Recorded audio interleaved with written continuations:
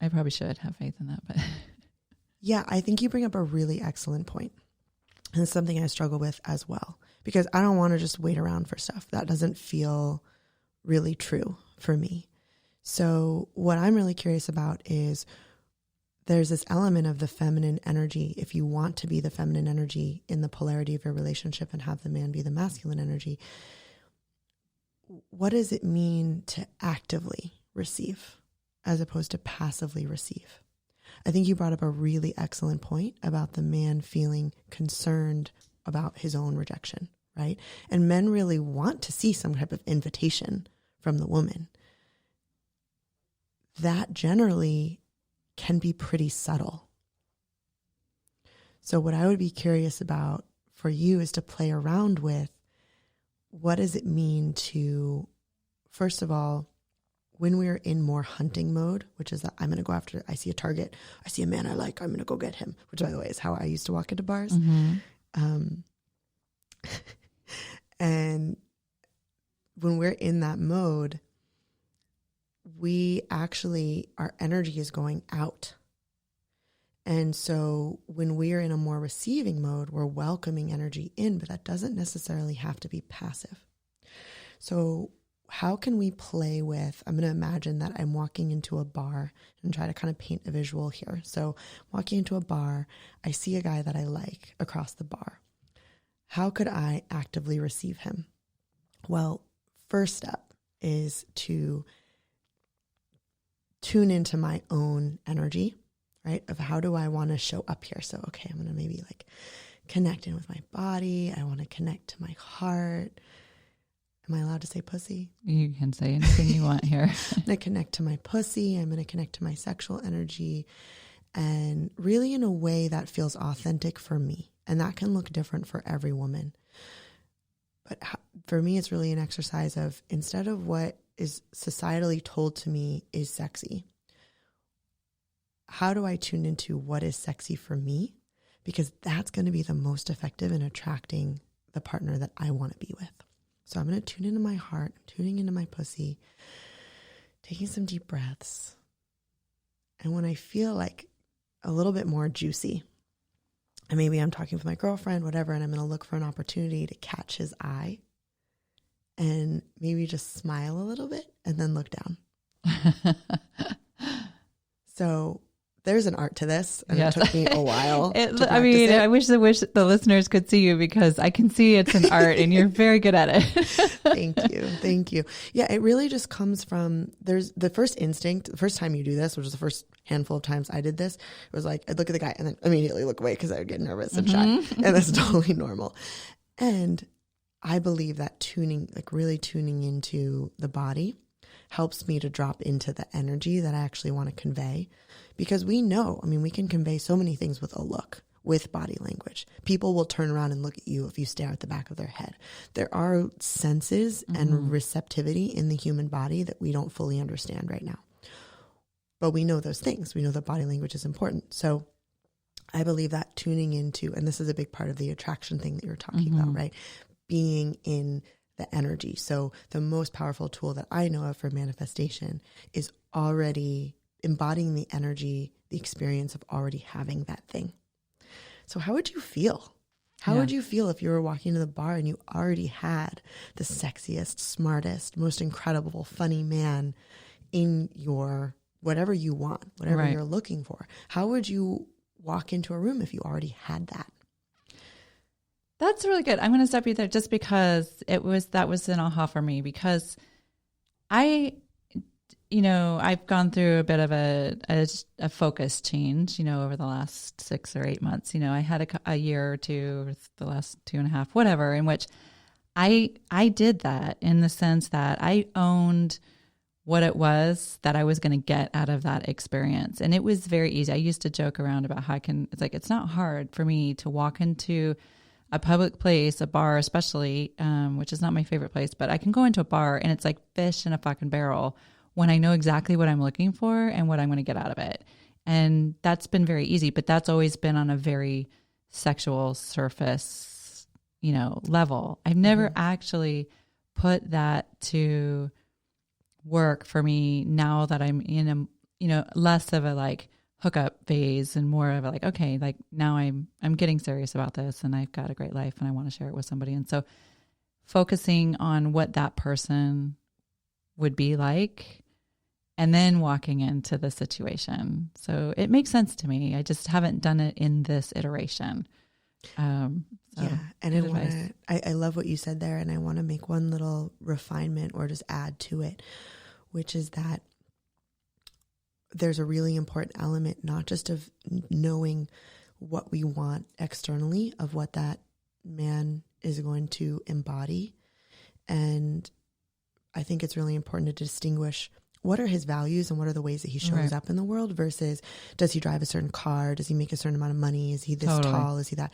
Right? Because the package of the values of the things that you actually want to share in partnership with somebody can come in all different shapes and sizes. Oh, totally. Right. And I just want to, I'm not correcting you on that, but I just want to mention that because it's a challenge that I see with people where they feel like, to do a perfect manifestation, I need to write down like exactly what he's going to look like and be like. And really, I encourage people to focus on what are the values, what are the characteristics that are actually going to support you in having the type of partnership that you want. And then there's all that external stuff, but there's also the internal pieces. So how would I feel? How confident would I feel?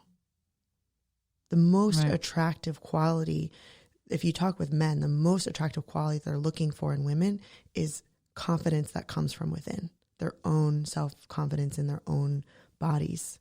And most men will say, I will take a woman that's, a more average looking woman who's really comfortable in her own body and really confident over a supermodel who's, constant anxiety and asking if I look good and I look fat all the time, any day. Totally. So the question is, how do we actually really cultivate that confidence?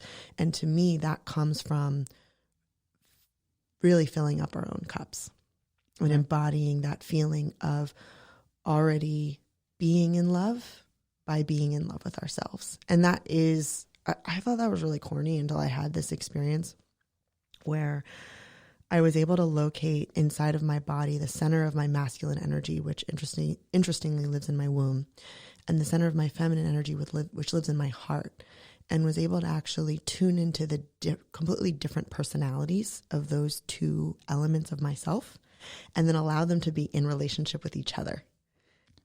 And so that was a total wake-up call for self-love for me, because I think there's so much we can do for self-love, which really is just caring for ourselves and nurturing ourselves and making sure that our cup is full.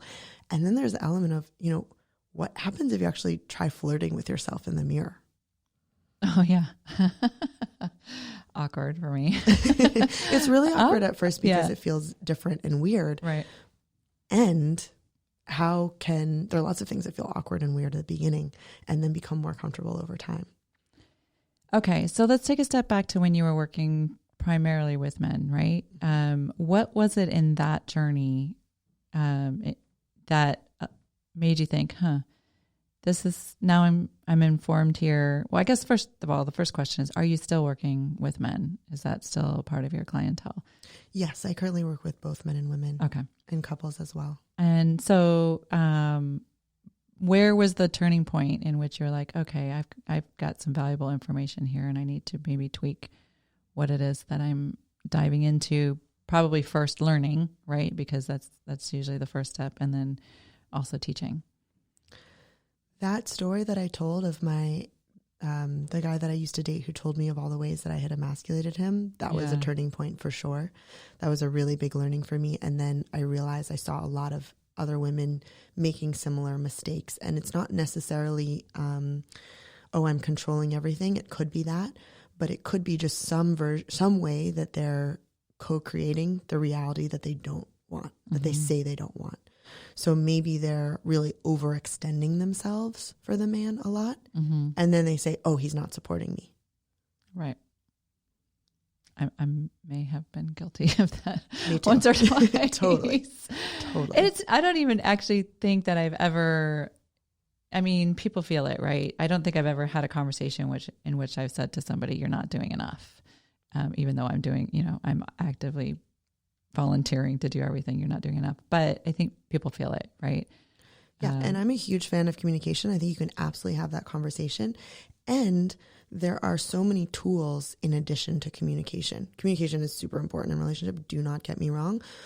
And I'm also curious about what, if you were in a relationship like that right now, I'd want to run an experiment of what happens if you just change your behavior without saying anything. I think saying something is really valuable, and that could be one experiment, and changing your behavior is another one, because what a lot of women do actually is say they want things and tell the man that they want things or that they have boundaries and then break their own boundaries. So I'm guilty of this. Yeah. I'm very recently guilty of this. Oh God, I do all the wrong things. Well, no, look, I mean, these are really, really common mistakes. And the reason why we do them is because we have two elements of ourselves, which one of my favorite authors who writes about masculine and feminine energy dynamics, her name is Alison Armstrong. She breaks these into human instinct and human spirit. So the animal instincts we have are operating all the time. And our instincts happen so quickly that trying to overpower our instincts is a serious uphill battle, and arguably maybe impossible, arguably not worth the amount of energy or effort that it would take. So really the exercise is awareness of our instincts. Okay, I have the instinct.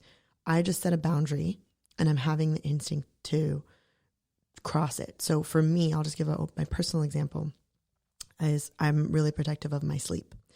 And my partner needs about 1 hour less of sleep per night than I do, which doesn't seem like that big of a difference. But when it plays out over a series of days, if I'm on his schedule, I get really depleted and it's not good for anybody. So I will tell him it's really important for me to go to sleep early, and then I'll just stay up with him again, night after night. So when we do that, that's an instinct of, just wanting to stay in connection with him, wanting to stay up, whatever, wanting to please him, whatever it is. I'm having an instinct. And so that's normal, and then that's natural, and that happens to everybody. So in that moment, can I bring just awareness? I'm experiencing an instinct right now, and then make a choice. And that's the human spirit part. So when we waste our energy beating ourselves up for having instincts, it's never going to change. That's just who we are. And there's a lot of really wonderful power in our instincts as well. So I've been working with a practice of noticing awareness of the instinct and then slowing down the time between the instinct and the action, the reaction to the instinct, and then making a choice. And so the choice is, it's really uncomfortable for me to go to sleep early for whatever reason, because I want to go to sleep with my partner or whatever. And I've made this commitment to myself, and I've set this boundary, and I'm going to continue to hold it. And that results in me being happier. And it also results in my partner respecting my boundaries. Right. Because what happens when we set boundaries and then we break our own boundaries is we train men, whether consciously or subconsciously on their part, to not respect our boundaries as well. Totally. Guilty. Yeah, me too. All this stuff. Oh, well, this is really great. So currently you're in San Francisco. Why? My partner lives in San Francisco. Oh, okay. Yeah. So how often do you guys see each other? It depends. We've been seeing each other pretty regularly, once a month, sometimes more, sometimes twice a month. And that once a month or twice a month is for a day, 4 days, 2 days? Anywhere from a weekend to a week. Yeah. Yeah. I have more flexibility in my schedule, so that's Totally. nice. Wow. All the good stuff. What is it that your dreamiest client, that sounds really weird because is it the most screwed up relationship person like me? No. The type of work that you want to do and you see yourself in 5 years. I know you're working on a book right now. Do you want to continue your client work? Do you want to just be a writer? Do you have a particular type of person that is like your ideal client in the future? And this is Always do both. And, you know, what I've generally found is people tend to be attracted to working with me if they've been through similar experiences to me. So one of the things I really love to do, we were talking a little bit before we started recording about my own experience of being really